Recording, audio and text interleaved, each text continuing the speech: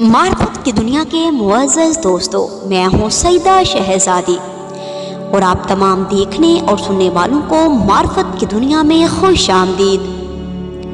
ناظرین گرامی، اویس نصیر نے اپنے ایک ویڈیو بیان میں کہا ہے کہ 20 جنوری کو اللہ کا عذاب لکھ دیا گیا ہے اور 20 جنوری کو آسمان سے عذاب الہی نازل ہوگا، کیونکہ لوگ محمد قاسم کو امام مہدی تسلیم نہیں کر رہے۔ دیکھیے، جو عذاب الہی ہے وہ بتا کے نہیں آتا، اور دوسری بات یہ ہے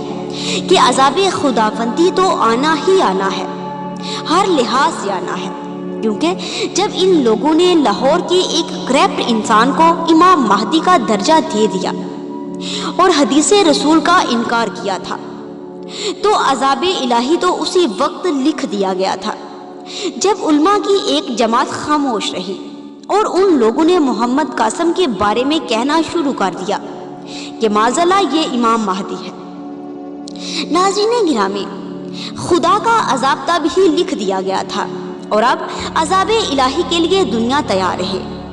ان لوگوں نے پیغمبر خدا صلی اللہ علیہ وآلہ وسلم کی احادیث کو جھٹلایا، تمام حدیثوں کا انکار کیا،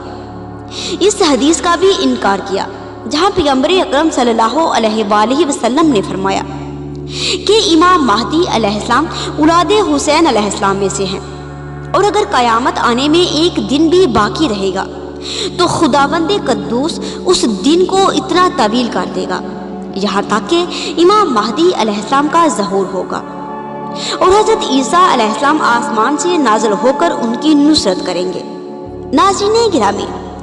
جب تمام احادیث کو جھٹلا کر ان لوگوں نے لاہور کے ایک عام سے انسان کو، جس کے نسب کا بھی نہیں پتا، اسے امام مہدی کہنا شروع کیا ہے، تو یاد رکھیے، اگر اب بھی لوگ حقیقی امام مہدی پر ایمان نہیں لائے